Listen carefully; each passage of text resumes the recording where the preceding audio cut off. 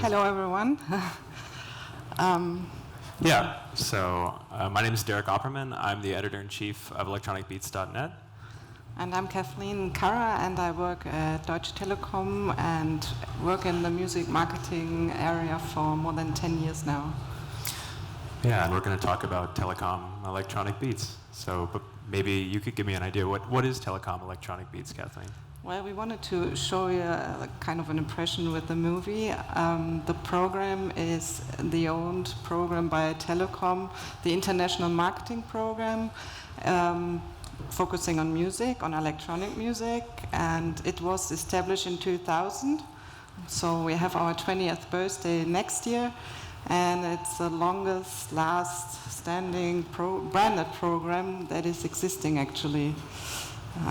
Mainly we are actually operating in countries where Telekom has its footprints. So it's mainly Austria, Czech, Poland, Albania, Hungary, Netherlands, and Germany. Yeah, and what are the different kind of platforms? What are the different things that we do? Can you maybe... Well, we started mostly with live events, and well, in 20 years, obviously things change, and now the focus got more and more on digital, and we mainly focus on our website and the social media, but I think this is something where you can say something more about. Like what we do on the website or in general, or? Well, probably on the website, maybe. Yeah. Yeah, if you go to electronicbeats.net, or if you go to our different localized versions in Poland, Hungary, Romania, Albania, and Macedonia, you'll find that the things that we cover is electronic dance music primarily, but then also the things that are adjacent to electronic dance music, club culture, technology, fashion, culture, art, all these things and how they intersect and connect with one another. And we do it in a way that is utilizing media best practices to approach millennial readers, but then also at the same time Gen Z readers, using the platforms that they themselves consume content on. So. And how do you find which channel to use? I mean, Gen Z, Gen Y, yeah. They all use different channels. Everyone is talking about you have to use that or this. Like in the past there was Snapchat. Yeah. We are not on Snapchat. Why is that? Well, I mean, at the hub of everything that we do is the website, of course. That's where the bulk of what we do is there. We create the content there, and then we use that and disseminate that out to platforms like Facebook, which is where we were traditionally doing our publishing, but then now at the same time utilizing things like Google search traffic to get search traffic. But then, yeah, to your point about like utilizing new platforms like Snapchat or Instagram or TikTok even.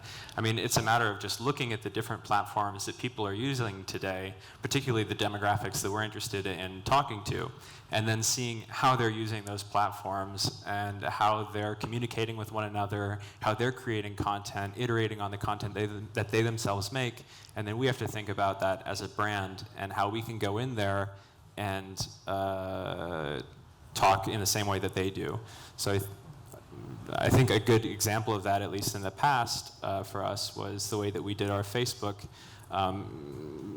profile, which I think nowadays, of course, Facebook is on the way out.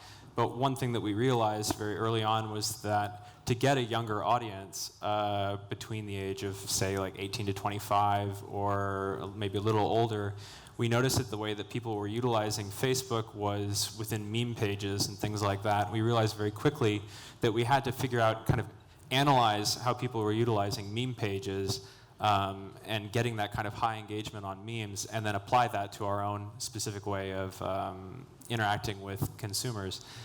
So when you're talking about editorial content and the website, but then opposing it's Facebook, and we all know the attention span is like this much, especially for the young audience. How do we, I mean, are we doing only just long form content, short form content, clickbait? Yeah. How do we reach them? How do we get them to the website? Yeah, I think like you kind of have to make content that is suited to different kinds of attention spans, I think. You know, I think that an older audience, and I think that we definitely do have an older audience, has a longer attention span, so that's kind of what we make the long-form content for. But then at the same time, yeah, we do make content that's maybe 15 seconds or even shorter, like as I said before, like meme content, things like that, that convey sort of like a really interesting idea from a brand perspective, or at the same time even from a journalistic perspective, in a really quick and easy to understand form. That's something that everybody of a specific demographic within our target group is using or communicating with. And how is the target group responding to that, especially since it's branded? And I mean, when I was that age, I was completely like from the 90s. Branding was not cool. And how is it nowadays? How are the young people nowadays? Yeah, I mean, certainly within electronic dance music, I would say there's a very large skepticism towards brands, because I think electronic dance music, being an underground community, particularly with its background in marginal communities, there's a lot of skepticism. But I think that for a brand, if a brand is able to go in there and talk and speak sort of in a way that validates the community and also like works with the community, I think that there's still a possibility there for a relationship. And I think that's something that we've found to very much be true in our case, in that if you speak with people in the language that they themselves use and with a message that is perhaps, I don't know, empowering or empowers the reader, then I think that there's a possibility for a positive brand relationship. And certainly, I think in the case of like what we do with like the club nights, for instance, I don't know if you guys probably aren't aware, but in Germany, we have a thing called the Telekom Electronic Beats club nights. And those are basically, we collaborate with clubs all around Germany, in large cities and also in small cities. And the relationship really is that we go there and empower the clubs to bring out like really larger artists than they maybe normally would be able to do. And I think that in doing that, we really developed like a really large, a positive relationship, I would say, within the typically skeptical electronic dance music community. Yeah, totally. Because I think with this we also tried not to focus on it during with the event lens. Instead, we said, okay, we sponsor them, but in a very low-level way, and it's more about the online communication with them. Like when we do these events, they are called Telekom Electronic Beats Club Nights, so people get to know the brand and then come back later as well. But of course, we are still having live events also in the NATCOs where we are operating, like what I said before, in Poland, Hungary, because you have to be connected still to the people. But so how do we get the people, like, how do we rate, or how do we see how people engage with us? I mean, as you know, I mean, I always have to give figures and stuff, so maybe we explain how we can prove that this works. Yeah, I mean, I think that with what we do, one of the interesting things about the way that we go about content marketing is the fact that we really kind of have a constant dialogue with the target demographic. You know, someone can read our website, they can listen to our podcast, they can subscribe to our social media channels, but then at the same time they can go to a club night, or they can go to a festival, and they can really keep in that like continual, constant dialogue with us. And so it's not really like a traditional form of advertising where it's like a billboard on the side of the road. It's more like a relationship you have with a really good friend. And particularly within regards to like what we do, if you really are approaching this sort of electronic dance music community, for instance, or any niche community, it could be something else, and you approach it really from the perspective of also being a fan or from really honest coverage, I think that there's sort of a recognition there, and that develops that relationship of trust with the consumer, and maybe a positive relationship in a way that perhaps a reader becomes a consumer or a long-time consumer. And I think that's sort of the power, I think, of what we do in this particular form of continuous dialogue. Right. And how's the editorial team, how does it work? Like what kind of people do you have there? So are they from the scene, or? Yeah, oh yeah, definitely. I mean, based in Berlin, of course, our editorial team is primarily pulled from the local community, but then of course we have people who are not. But we do have some true nightlife people that are a part of our project who you would say are very authentic, I think, to the culture. And I think that really helps, because with those people on your team, that really gives you the ability to talk with people in a way that maybe you wouldn't if you yourself were not a part of that community. I think the way that our team works, though, I think is quite interesting in that we have like sort of a very scientific approach to content and developing the content that we use. Of course, everything is backed up by data and analytics. We're always using Google Analytics to determine whether content and new topics are resonating with our audience or not. And we use a system that basically tests content by creating small, sort of short attention span content, like for instance, like a picture or a video, or even maybe like a 100-word blurb or something like that. And through doing that, we can see directly in the numbers right immediately after posting it whether it's something that our target audience is liking or not. And in doing that, then we can figure out, oh, this is a new area of coverage that we can go into, and then begin to develop an entire strain of content or a content cloud around that idea. And I think this is not necessarily a cutting-edge tactic for digital media, but I think that for a branded publication like ourselves, and particularly an electronic dance music publication, it is relatively advanced, I would say. And how do you connect other topics? I mean, sticking with just electronic music is kind of niche, and of course that's usually not enough. So we have to get a little bit broader, but still to be credible. Yeah, I mean, I think one of the things that I like about what we do is the fact that you can really say, like, okay, it is about electronic music, but at the same time we can look at the connections between this core topic of our, like very dedicated fans, and seeing where that like connects elsewhere. You can see that, I'd say, in an example that I could think of would be within the realm of technology. We did a story about the decentralized internet, and we were actually first to that before Wired even did a story on it. And we were talking to a lot of people based in this sort of crypto, decentralized internet based in Berlin. And I think that was really cool because there's a connection there, weirdly, with the electronic dance music community. Similarly, you're seeing a lot of things with machine learning, people doing really interesting, kind of almost like meme-like projects. Like, for instance, taking like a gigantic data set of electronic dance music releases, like maybe like thousands and thousands of techno releases, different names that all have very monolithic sounding, ridiculous names, and then taking that and putting it into a machine learning algorithm, and then using that to generate something like thousands of other fake names. And then so you could take that and then write about that and say, isn't this ridiculous that there's this artificial intelligence coming up with entire fake techno releases, which is quite interesting that that's even possible right now. And we can explore that. And then more, maybe even at a stupid level, we could say, like, we know that our audience likes Snapchat. We know our audience likes certain DJs.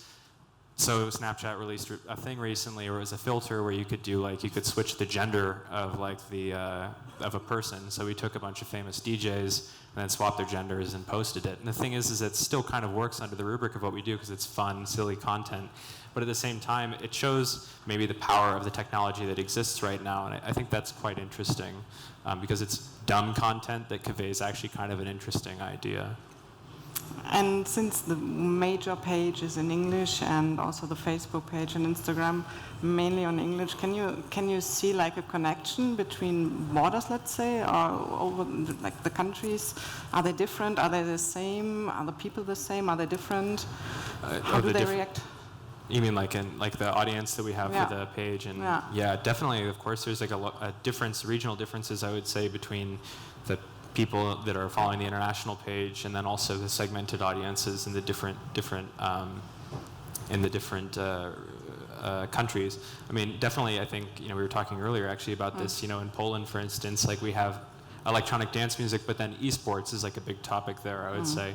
Or I would say at the same time, like something like in Albania, we had something where it was electronic dance music was even an auxiliary topic to more like electronic pop music, you might say, things that are more mainstream like Drake or Kanye West or this kind of coverage, I would say.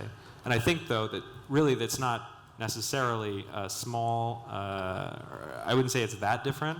I would just say it speaks to different segments of the same target group in a way. Okay, yeah. So, all right. And coming back to certain outlets, for example, we do have a podcast since beginning of last year. That's right.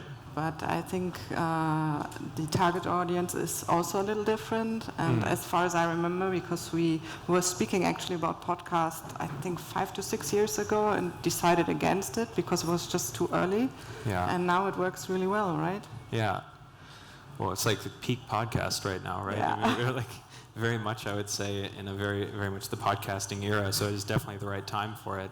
But I would say also, like, with the podcast, that's another great example of a way of extending the dialogue with the users, but also at the same time, really targeting a specific segment of the demographic, in this case, German speakers. But then I would say that, like, it's cool because we can have that conversation with people when they're jogging, or they're going to the gym, or they're walking around, or they're in the car. They're not just in front of their computer or on their phone interacting with our content. I think that podcasting is really powerful as well. And again, it also, the medium, I think, suits this very specific kind of content as well that's kind of interesting as well. If you look at the way that the different platforms operate, maybe in a certain respect, podcasting has the widest attention span. Yeah, that's true, probably.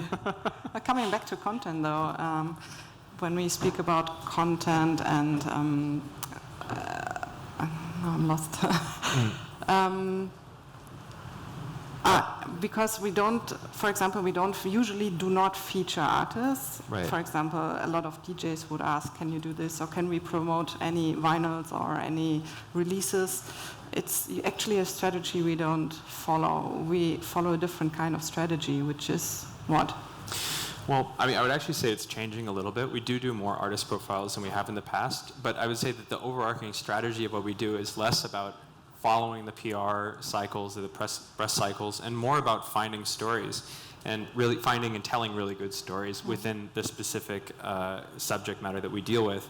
And I think that in a lot of ways, you're seeing this across the entire digital media landscape. If you look at a lot of different successful digital media properties, they're really about finding and telling really good stories, as opposed to, say, I don't know, like just being like, this is a profile of an artist who has a release out tomorrow or something. So. But yeah, we actually do have a really nice artist profile going up this week that's about a personal trainer to techno DJs, so who's also an artist. So, okay. Yeah. Thanks. Are we still in time? 2 minutes. Okay. Yeah. And since this is a branded content platform, like, what is the outcome at the end? How do we get fans to customers? That's, of course, I think, how to turn fans to customers. I think it really goes back to what I was saying before about that long conversation, having this sort of like overarching relationship with fans, but I think also being like a youth marketing program. The idea is really to start that dialogue and an honest and true relationship with them when they're young and they're starting to make that decision of which cell phone provider they want to go with, or which provider they want to go with. And so if they have that relationship and they have that positive relationship with us, and they're seeing the telecom branding and they're having that, it's sort of like the best kind of advertising I think that you can have. Okay. Yeah. So. Yeah. Maybe. If I can ask a question just to wrap it up. You're a telecom, right? Yes. How did it happen? I come from the telecom industry, and I know how much it takes and an effort, etc., to find the right sponsors to do that. So how did it happen? How did the mentality in Deutsche Telekom change in order to do something so innovative for the millennials? It's a little bit of a internal politics questions, but yeah. I cannot hide my curiosity. No, it's of course.